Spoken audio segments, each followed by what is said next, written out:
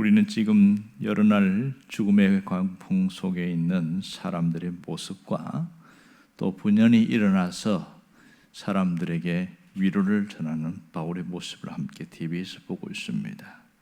모두가 죽음의 절망에 삼켜버린 상황 속에서도 바울이 그 절망 속에 일어날 수 있었던 것은 바로 하나님의 천사를 통해서 말씀을 주셨고 또 바울이 그 말씀을 붙들었기 때문에 가능한 일입니다.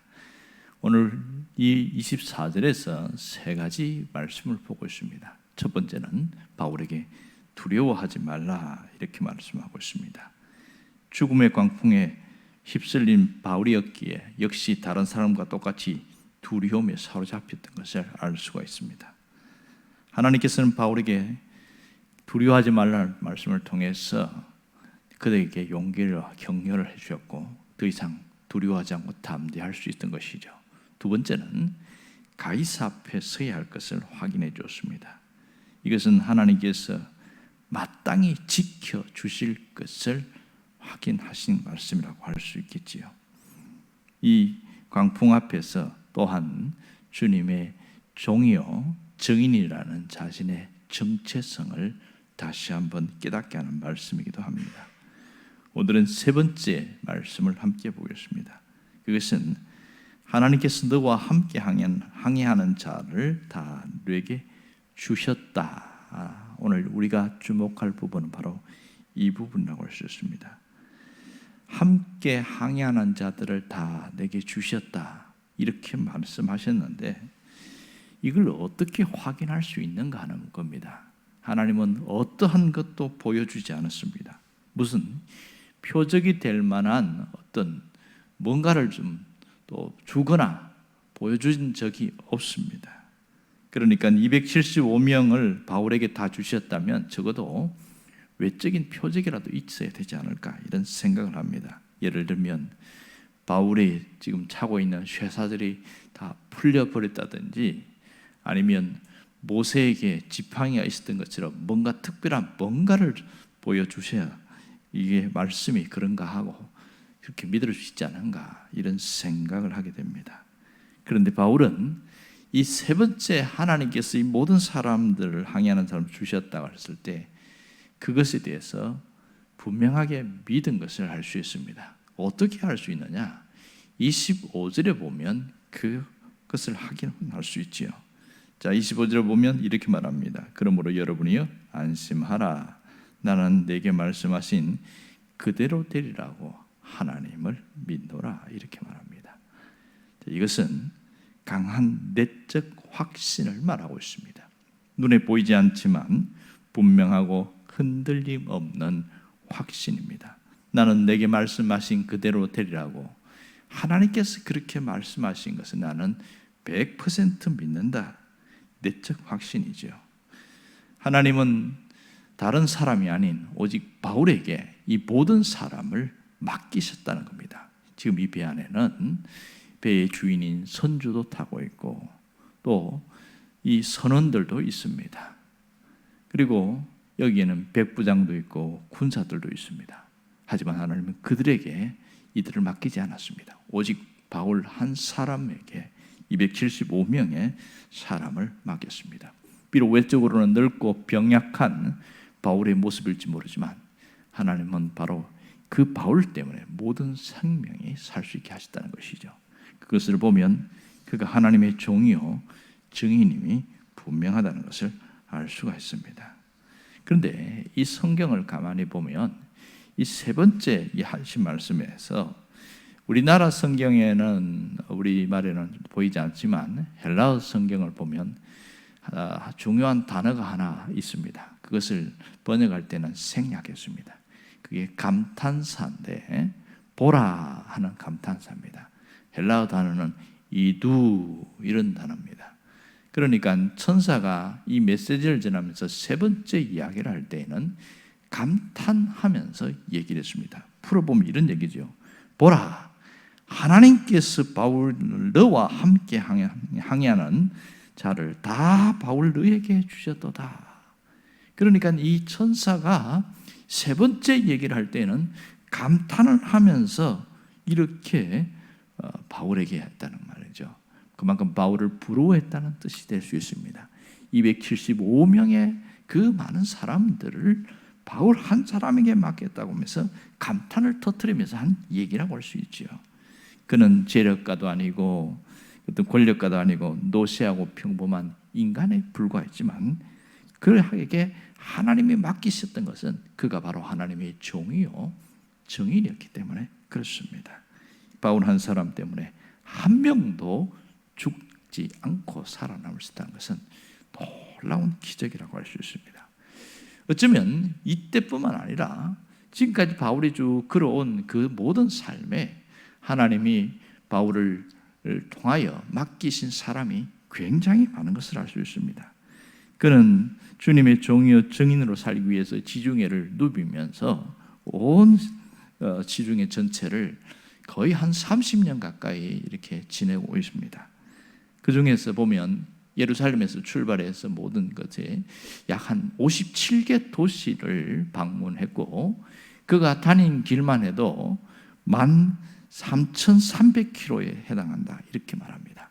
그러니까 그는 구부로, 비시디아, 안디오, 루스드라, 빌립보, 데살로니가, 베레아, 고린도, 아테네까지 그렇게 누비면서 많은 사람들을 하나님이 그에게 맡기셨음은 분명한 사실이죠. 이것을 보면 바울은 주님의 종이요 증인으로 살았고 하나님의 도구임이 분명합니다. 오늘 우리에게 주시는 놀라운 메시지가 있습니다. 그것은 바울은 우리가 본받아야 할 신앙인의 이정표라고 할 수 있겠지요. 우리 역시 하나님의 종이요 증인으로 살아야 할 그리스도인임을 잊지 않아야 합니다. 또한 바울이 가진 이러한 내적 확신이 대단히 중요합니다. 이 내적 확신은 현실과 맞서 싸울 수 있고 고난과 맞서 싸울 수 있는 강력한 힘이기 때문에 그렇습니다. 신앙생활하면서 내적 확신이 얼마나 중요한지 모릅니다.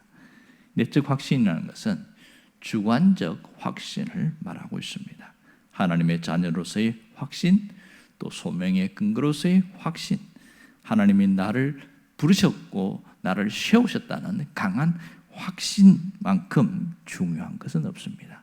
왜냐하면 그것이 주님을 위해서 일하는 강력한 원천이요 동기부여가 되기 때문에 그렇습니다.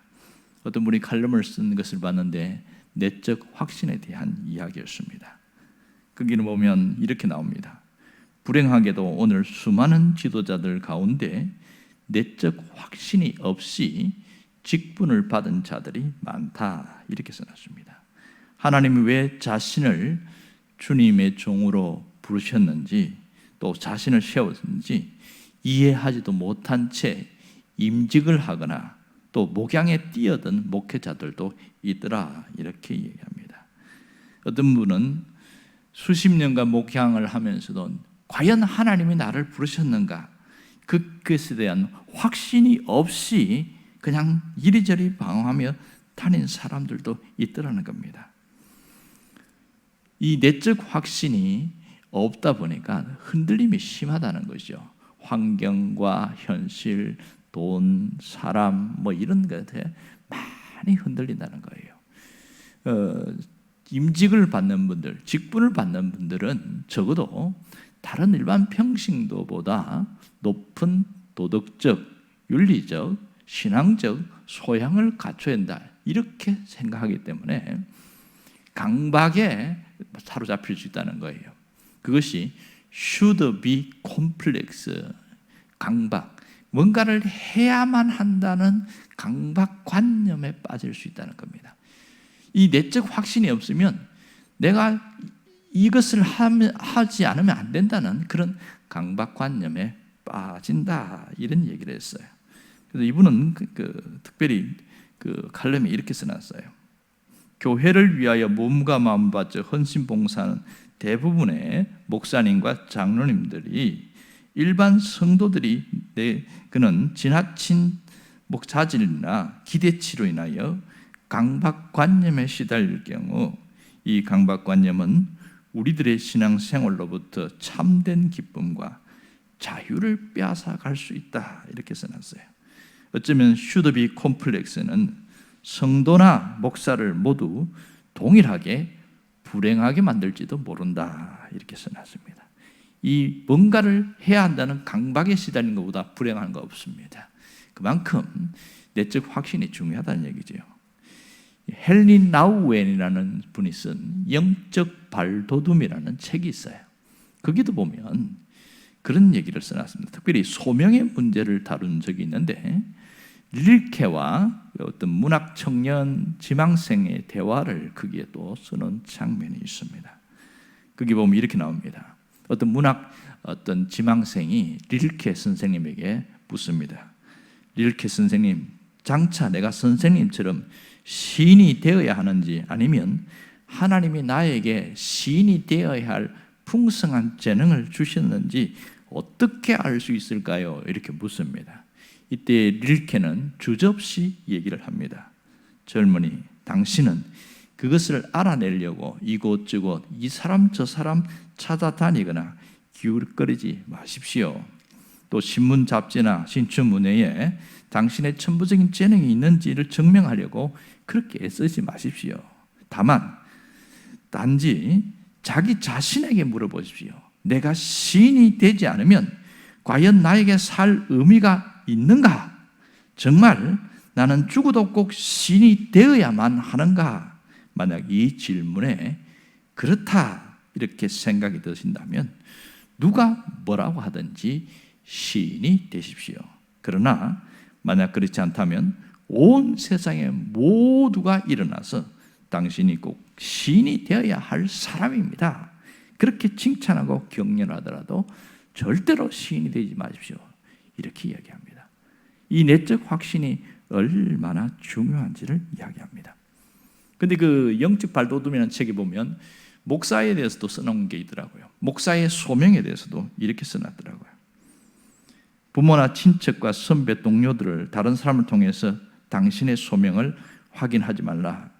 정말 죽으면 죽으리라는 식으로 이 일만은 하지 않으면 안 된다는 뜨거운 열망이 내 안에 살아있는지로 그것부터 확인하라. 만약 그렇지 않다면 당신이 누가 뭐래도 반드시 그 길을 가야 한다.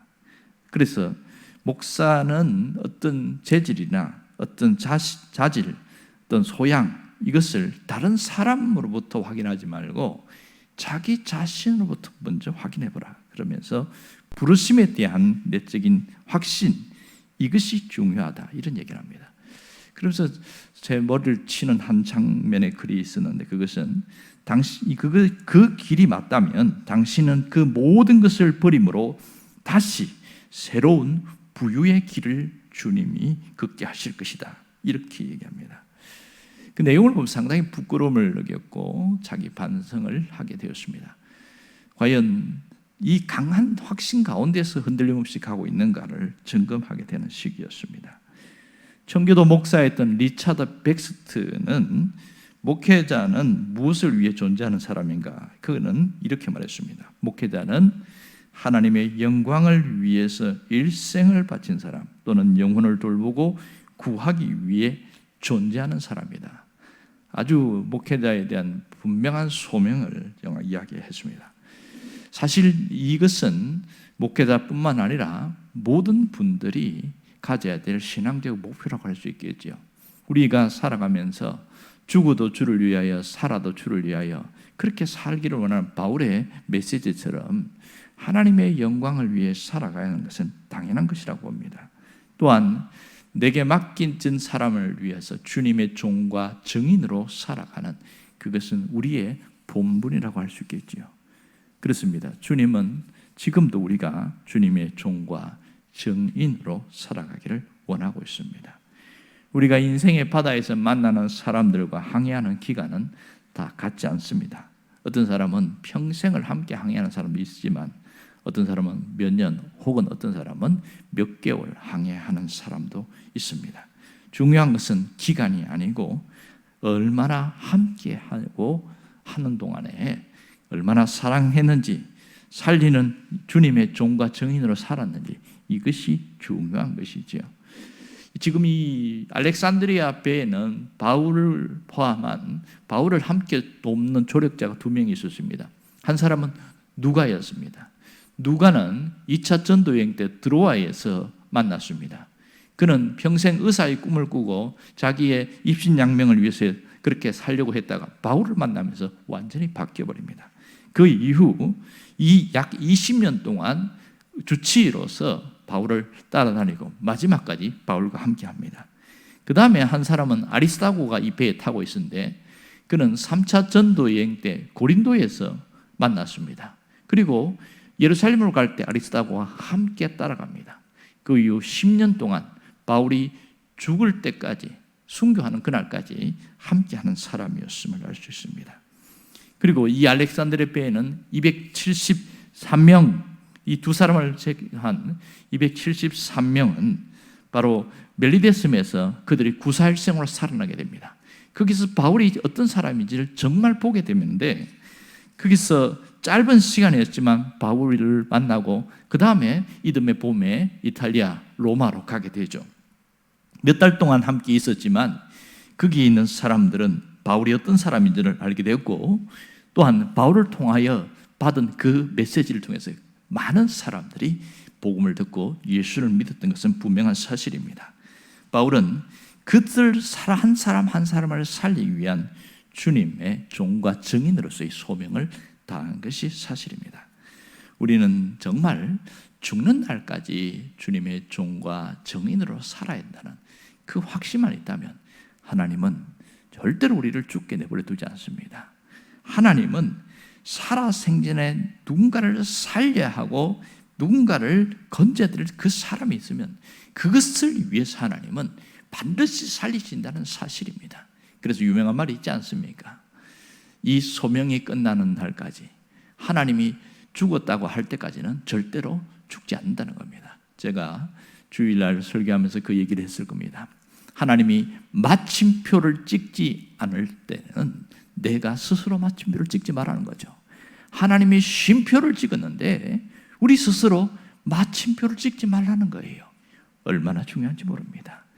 때로는 우리는 살다가 많은 어려움을 당하기도 하고 병에 들기도 하고 삶의 이런저런 굴곡에 많이 흔들리게 됩니다. 그래서 우리 마음에 풍랑이 요동칠 때가 참 많습니다. 그럴 때마다 우리는 이제 어떻게 되는가 불안과 두려움이 엄습해옵니다. 그것은 본능이에요. 하지만 살아있는 동안에 하나님을 위한 주님의 종과 증인으로 살아야 되는 그 확신이 있는 사람에게는 하나님이 결코 죽게 내버려 두지 않습니다. 그 일을 마칠 때까지는 하나님의 일을 할 마지막까지 하나님이 살리시는 사실을 잊지 않기를 원합니다. 중요한 것은 강한 확신입니다. 이 확신이 사람을 바꿔놓습니다. 요수아에 보면 이 가장 두렵고 떨고 있는 그 요수아에게 하나님이 반복해서 하신 말씀이 있어요. 그게 뭐냐면 요수아에게 끊임없이 너는 강하고 담대하라, 두려워하지 말라 계속 이야기합니다. 요수아 1장을 읽어보면서 너는 마음을 강하게 하고 극히 담대히 하라. 왜 이렇게 반복해서 이야기했을까? 그만큼 자기가 가진 부담이나 그만큼 현실의 벽이 너무 힘들다는 것을 알기에 하나님이 메시지로 또 한 번 거듭거듭하여 말씀한 겁니다. 여러분, 삶은 늘 순항만 하지 않습니다. 중요한 것은 내 안에 내 삶에 폭풍이 몰아친다 할지라도 강한 이 말씀을 붙드는 그 믿음과 내적 확신이 있으면 끄트니 이겨낼 수가 있습니다. 여러분이 이 바울 같은 신앙과 믿음으로 서기를 원합니다. 주님의 종과 증인으로 살아가겠다는 결단과 강한 확신은 우리를 삶을 새롭게 한다는 사실입니다. 오늘 하루의 기도는 우리 삶을 바꾸는 능력이 될 줄로 믿습니다. 여러분에게도 놀라운 은혜가 부어지기를 간절히 바랍니다.